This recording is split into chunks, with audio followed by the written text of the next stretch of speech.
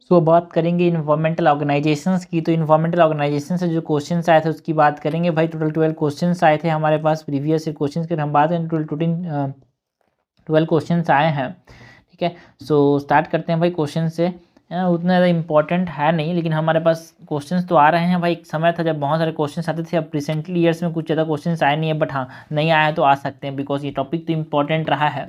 एक 3 साल गैप, फिर 1 साल क्वेश्चन, बस यहाँ पे 2023 में गैप, 24 में क्वेश्चन आ सकता है, ठीक है। तो इस प्रकार से भी एनालिसिस कर सकते हैं, बट यूपीएससी का कोई बता नहीं सकता कि कब क्वेश्चन आएगा, लेकिन ठीक है। इन्वायरमेंटल ऑर्गेनाइजेशन से क्वेश्चन कैसे पूछे जाते हैं वो हमको पता होना चाहिए, जिससे हम टैकल कर पाएँ जो क्वेश्चन अगर प्रीलिम्स 2024 में आ रहे हैं तो, या फिर उसके बाद प्रीलिम्स में कभी आ रहे हैं तो।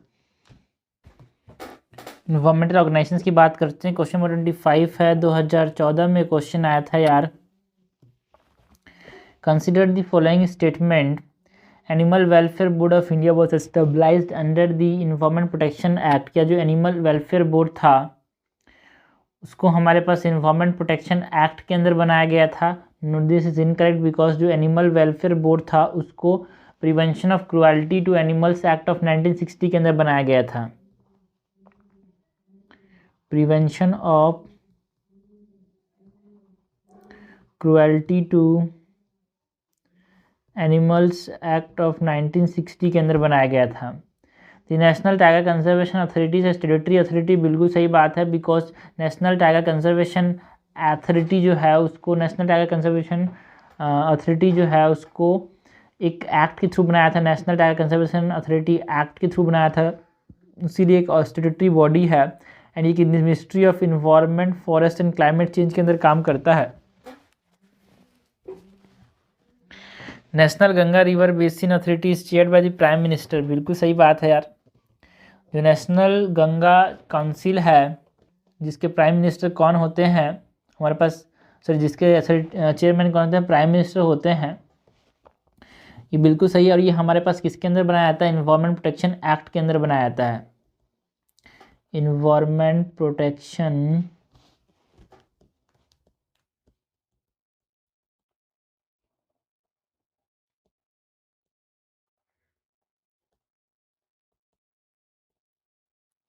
सो हमसे करेक्ट पूछा गया भाई, करेक्ट हो जाएगा यहाँ पे 2 और 3, आंसर हो जाएगा बी।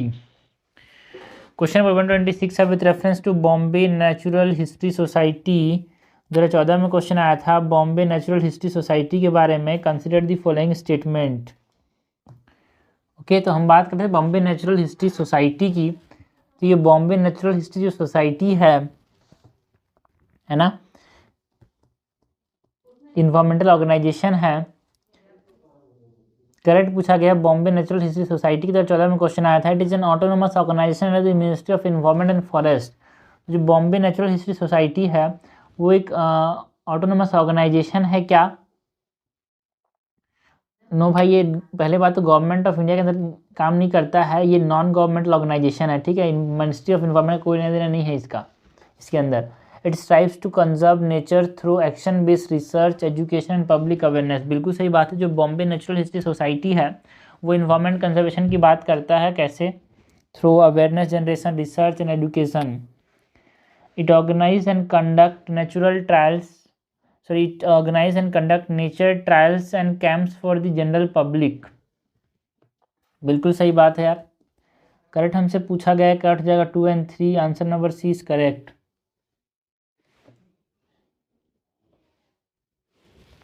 क्वेश्चन नंबर 27 है, with reference to the organisation known as bird life international. हमको बात किसकी करनी है? बर्ड लाइफ इंटरनेशनल की बात करनी है। The following statement is are correct. Bird life international के लिए हमसे करेक्ट पूछा गया है। 2015 में ये क्वेश्चन आया था भाई बर्ड लाइफ इंटरनेशनल के बारे में। It is a global partnership of conservation organisation, के ग्लोबल पार्टनरशिप है कंजर्वेशन ऑर्गेनाइजेशन का, बिल्कुल सही बात है। जो आपस में कोलैबोरेट करते हैं और उसने वाइल्ड लाइफ इंटरनेशनल बनाया है भाई। जितने भी कंजर्वेशन ऑर्गेनाइजेशन दुनिया में वो करते हैं पार्टनरशिप किया और वाइल्ड लाइफ इंटरनेशनल बनाया कंजर्वेशन ऑफ नेचर के लिए। The concept of biodiversity hotspot originated from this organisation. जो बायोडाइवर्सिटी हॉटस्पॉट का जो कॉन्सेप्ट था वो नॉर्मन मेयर ने दिया था यार, फादर ऑफ बायोडाइवर्सिटी, है ना, उन्होंने दिया था concept of biodiversity. So this is incorrect. It identifies the site known to important birds and biodiversity areas. बिल्कुल सही बात है, जो बर्ड लाइफ इंटरनेशनल है वो उन एरियाज़ को आइडेंटिफाई करता है जो कि important birds and biodiversity area के लिए रिस्पॉन्सिबल है। सो दिस इज करेक्ट, हमसे करेक्ट पूछा गया है, कट जाएगा C1 and 3 only. Question number 128 है with reference to international union for conservation of nature and natural resource IUCN, international union for conservation of nature and natural resource की बात करनी है, and the convention of international trade in endangered species of wild flora and fauna CITES and IUCN की बात करनी है। दोनों के बारे में हमसे करेक्ट पूछा गया है। ये जो क्वेश्चन था ये कब आया था? 2015 के अंदर क्वेश्चन आया था भाई। साइट्स एंड IUCN की बात करनी है। IUCN is an organization of United Nations and CITES is an international agreement between the government।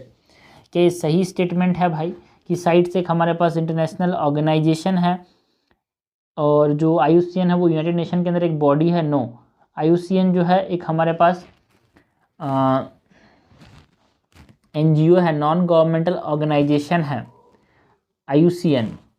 Okay, और जो हमारे पास साइट्स है ना वो हमारे पास क्या है? एक इंटर गवर्नमेंटल ट्रीटी है जो कि यूनाइटेड नेशन का पार्ट है। ठीक है, so CITES is an intergovernmental treaty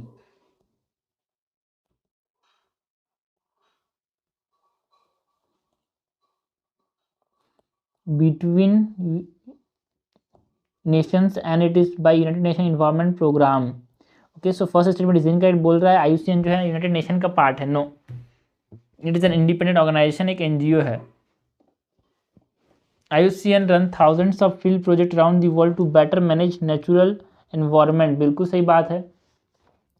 जो IUCN है international union for conservation of nature, ये क्या करता है?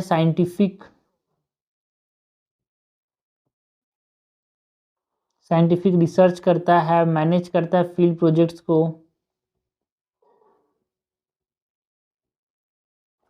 है ना? सो this is correct. Site is legally binding on the states that have joined it, but this conventional does not take place of national laws। बिल्कुल सही बात है, ये लीगली बाइंडिंग है और जो नेशनल लॉज के ऊपर ये काम नहीं करता। ठीक है ना, जो ये बनाया है और जहाँ पे नियम नहीं है वहाँ पे काम करेगा, बट पहले से अगर नियम बना हुआ है तो वो इसके ऊपर काम नहीं करेगा, जो पहले से नियम बना है उसके नीचे काम करेगा साइट्स।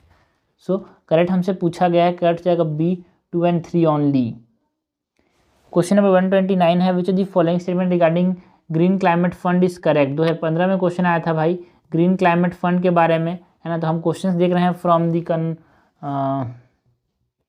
इंटरनेशनल ऑर्गेनाइजेशंस में हमारे पास बर्ड लाइफ इंटरनेशनल हो गया, है ना, बॉम्बे नेचुरल सोसाइटी हो गया, एनिमल वेलफेयर बर्ड हो गया, IUCN हो गया, साइट्स हो गए। यहाँ पे ग्रीन क्लाइमेट फंड की बात करें तो यहाँ पे हम इन्वायरमेंटल ऑर्गेनाइजेशंस की बात करें, जैसे ऑर्गेनाइजेशन जो कि इन्वायरमेंट को देखते हुए बनाए गए थे। तो ग्रीन क्लाइमेट फंड हमसे बताया है, ग्रीन क्लाइमेट फंड के बारे में पूछा गया, हमको करेक्ट बताना है भाई ग्रीन क्लाइमेट फंड के बारे में। ग्रीन क्लाइमेट फंड के बारे में फर्स्ट स्टेटमेंट है, it is intended to assist developing countries in adaptation and mitigation practice to counter climate change. क्या स्टेटमेंट सही है भाई? बिल्कुल सही है। जो ग्रीन क्लाइमेट फंड है वो डेवलपिंग कंट्रीज को असिस्ट करता है जिससे वो क्या कर पाए? काउंटर कर पाए क्लाइमेट चेंज को। And it is founded under the aegis of UNEP, OECD, Asian development bank and world bank. तो जो ग्रीन क्लाइमेट फंड है भाई, है ना, वो UNFCCC के अंदर बना था, नॉट UNEP के अंदर। So United nation framework convention for climate change के अंदर बना था। कहाँ पे बना था भाई? डरबन समिटी के अंदर। और डरबन समिट जो था ना 2011 में, उसके अंदर। Second is incorrect because it is not founded under the aegis of united nation environment programme, united nation framework convention for climate change के अंदर ये बनाया गया था। सो करेक्ट हमसे पूछा, कट जाएगा ओनली 1। क्वेश्चन नंबर 130 है FAO, food and agriculture organization, बहुत इंपॉर्टेंट ऑर्गेनाइजेशन है भाई। FAO accord the FAO accord the status of globally important agriculture heritage system to traditional agriculture system। What is the overall goal of this initiative? हमसे पूछा गया है, गोल बताना है भाई। जो global important agriculture heritage system था उसका गोल बताना है। 2016 में इस क्वेश्चन आया था। To provide modern technology training in modern farming method and financial support to local communities of identified GIAHS so as to greatly enhance their agriculture productivity। क्या ये स्टेटमेंट सही है भाई? गलत है, बिकॉज जो globally important agriculture heritage system है ना, वो क्या करता है, वर्ल्ड एग्रीकल्चर हेरिटेज को सेफगार्ड करने की बात करता है, सपोर्ट करने की बात करता है, फार्मिंग मेथड्स की बात नहीं करता है। ये बात करता है about the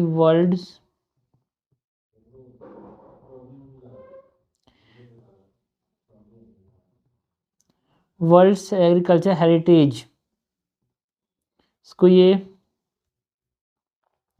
safe guard and support करने की बात करता है, not about modern farming technologies. So first is incorrect. To identify and safeguard eco friendly tradition farm practice and their associated landscape agriculture biodiversity and knowledge system of local communities. बिल्कुल सही बात है। ये जो हमारे पास globally important agriculture heritage system है ना, वो एक इको फ्रेंडली ट्रेडिशन को प्रमोट करता है एग्रीकल्चर के अंदर, फार्म प्रैक्टिस के अंदर। To provide geographical indication status to all the varieties of agriculture produced in such identified GIAHS। बिल्कुल सही बात है, ये GI टैग देने की बात भी करता है। ऐसा लगेगा लोगों को, बट इट इज इनकरेक्ट भाई, ऐसा कोई भी प्रोविजंस नहीं है यहाँ पे GI स्टेट और GI टैग देने का। ओके, जैसे कि हमारे पास हैदराबादी बिरयानी जिसको GI टैग मिला है ना, वो GIHS के अंदर आता भी नहीं है। सो ये इनकरेक्ट हो गया ना।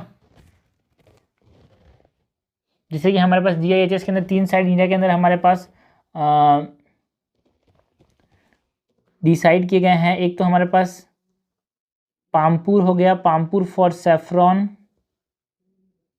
कश्मीर के अंदर, है ना। एक हमारे पास कोरापुट हो गया, बहुत इंपॉर्टेंट है भाई, Koraput for traditional agriculture in Odisha, Pampore in Kashmir, Koraput in Odisha. And एक है हमारे पास कुतांड, जो कि कहाँ पे है, केरला के अंदर।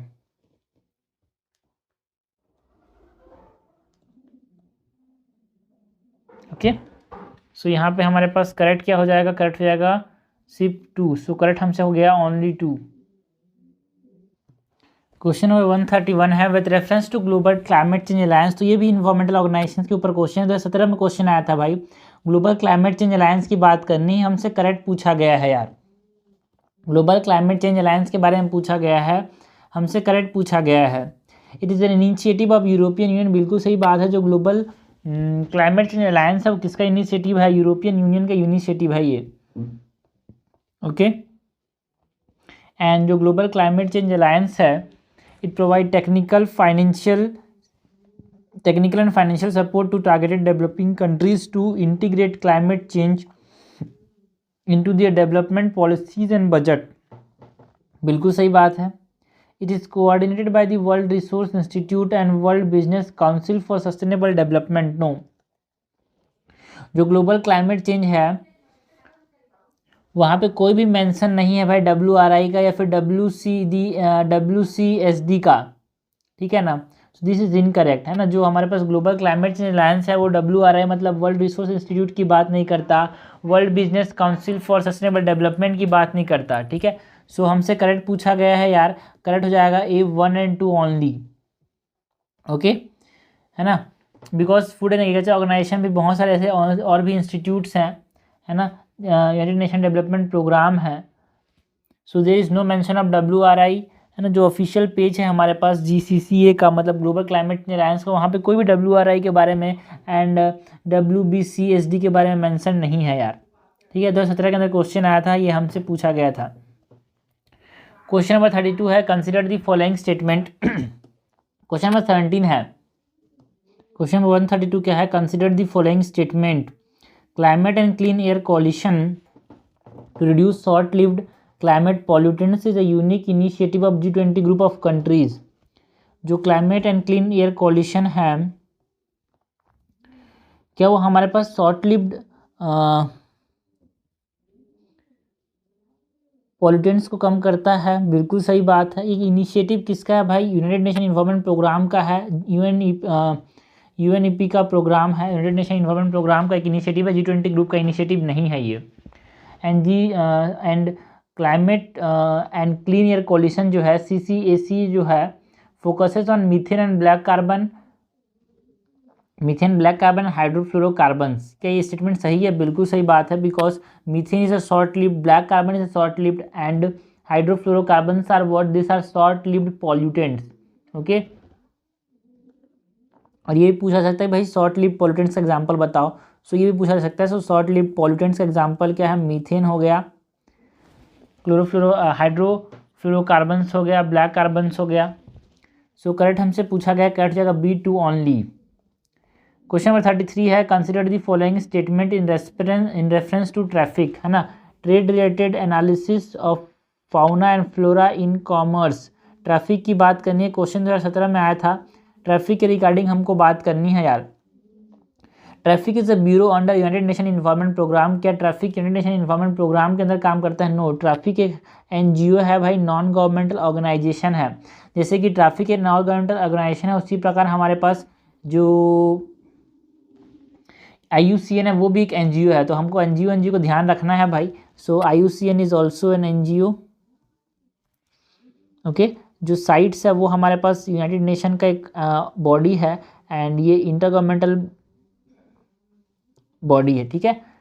और जो ट्रैफिक है उसका हेड क्वार्टर कहाँ पे? हेड क्वार्टर इंपॉर्टेंट है भाई, इसका हेड क्वार्टर है कैम्ब्रिज के अंदर।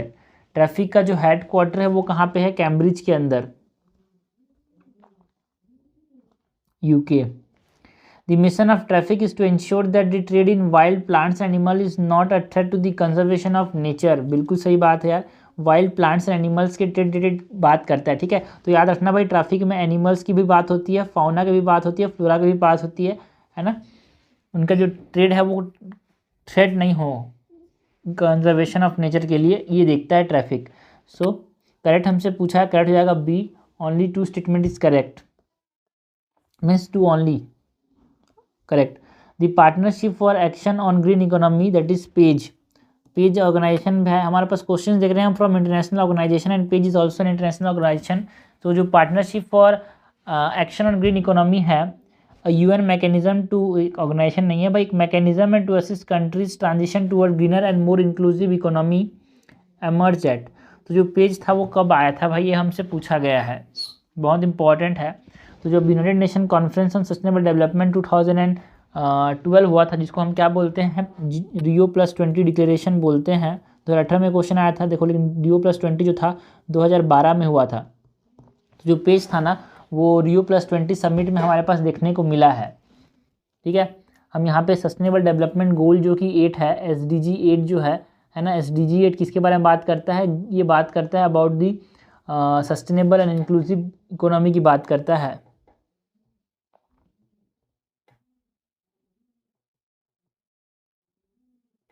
ओके, सो ये वहाँ पे देखने को मिला था, United nation conference on sustainable development 2012 Rio de Janeiro page. Question number 135 है, momentum for change climate neutral now is an initiative launch by. देखो ट्रेंड देखो भाई, UPSC जो इनिशिएटिव होता है उसके रिगार्डिंग बहुत ज़्यादा क्वेश्चन पूछती है ना। कोई भी जो कि इनिशिएटिव न्यूज़ में रहेगा उस साल या फिर उसी आसपास में हमारे पास जो भी इनिशिएटिव न्यूज़ में रहेगा, तो ये हमसे बार बार ये पूछती है कि इस इनिशिएटिव को लॉन्च किसने किया। जैसे यहाँ पे पेज को लॉन्च किसने किया, यहाँ पे पूछा कि मोमेंटम फॉर चेंज को लॉन्च किसने किया। ओके, सो जो momentum for change climate neutral now एक मेजर इनिशिएटिव है, united nation framework convention for climate change secretariat जो है ना, इसका एक हमारे पास क्या है? मेजर इनिशिएटिव है। और momentum for change climate neutral now में 3 स्टेप्स होते हैं भाई। यहाँ पे ग्रीन हाउस गैस एमिशन को कम करने की बात करता है ना, जितना हो सके उतना। एंड ये UN सर्टिफिकेट एमिशन रिडक्शन की बात करता है, सर्टिफाइड एमिशन रिडक्शंस की बात करता है ना, ये प्रोवाइड करने की बात करता है सर्टिफाइड एमिशन रिडक्शंस। सो ये सब चीज़ें हमारे पास है भाई, जो momentum for change climate neutral now में, जिसको लॉन्च किया UNFCCC ने। क्वेश्चन नंबर 136 है, कंसिडर द फॉलोइंग स्टेटमेंट। 2020 में ये क्वेश्चन आया था। 36% of India's district are classified as are classified as over exploited or critical by the Central Ground Water Authority. Central Ground Water Authority में भी अलग से क्वेश्चन आ चुका है ना। लेकिन ठीक है, जो सेंट्रल ग्राउंड वाटर अथॉरिटी है इसके बारे में हमसे क्या पूछा गया है कि क्या 36% ऑफ इंडियाज डिस्ट्रिक्ट जो है वो हमारे पास ओवर एक्सप्लॉइटेड या फिर क्रिटिकल की लिस्ट में है। नो भाई, ये गलत है। बिकॉज अगर हम देखें तो स्टार्टर ने बोला कि 256 डिस्ट्रिक्ट जो है हमारे पास 700 डिस्ट्रिक्ट्स में वो हमारे पास ओवर एक्सप्लॉइटेड है। अगर इसका परसेंटेज निकालें तो ये कितना आ रहा है भाई, है ना। ये 7 1 जा, ये 7 3 जा 46,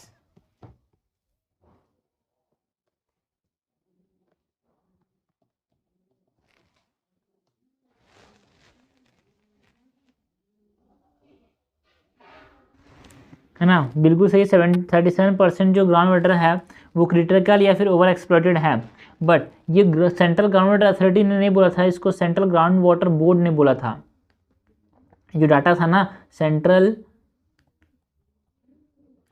ग्राउंड वाटर अथॉरिटी ने नहीं बोला था, बोर्ड ने बोला था। ठीक है, सो this is incorrect. Central Ground Water authority was formed under the, ये रिपीटेड क्वेश्चन समझ लेना भाई। सेंट्रल ग्राउंड वाटर अथॉरिटी से ये रिपीटेड PYQ है, बहुत बार क्वेश्चन पूछ चुकी है गवर्नमेंट ऑफ मतलब UPSC। Central Ground Water authority was formed under the environment protection act. बिल्कुल सही बात है यार, यही तो क्वेश्चन एक बार आया था कि इन्वायरमेंट प्रोटेक्शन एक्ट के अंदर कौन सा बनाया था, central Ground Water authority. India has the largest area under ground water irrigation in the world. क्या स्टेटमेंट सही है? बिल्कुल सही बात है। इंडिया में सबसे ज़्यादा फिर है इंडिया, फिर चाइना, फिर USA। सो करेक्ट हमसे पूछा क्या हो जाएगा, B 2 and 3 ओनली। ओके, सो ये क्वेश्चन हो गए भाई फ्रॉम इंटरनेशनल ऑर्गेनाइजेशन से जो क्वेश्चन हो सकते हैं। टोटल हमने 12 क्वेश्चन कवर किए हैं यहाँ पे। तो मेन ऑर्गेनाइजेशन में हमने देखा UNFCCC कितना इंपॉर्टेंट है, बर्ड लाइफ इंटरनेशनल कितना इंपॉर्टेंट है, इन्वायरमेंट प्रोटेक्शन एक्ट के थ्रू क्या क्या बनाया गया। तो यहाँ पे हमने ट्रेंड एनालिसिस किया कि UPSC जो है ना, एक प्रकार से कुछ इनिशिएटिव जो उस साल लॉन्च किए, फिर जो बहुत इंपॉर्टेंट इनिशिएटिव जो आए थे उसको किसने लॉन्च किया, ये बहुत ज़्यादा पूछती है भाई UPSC। This is all for environmental organisation.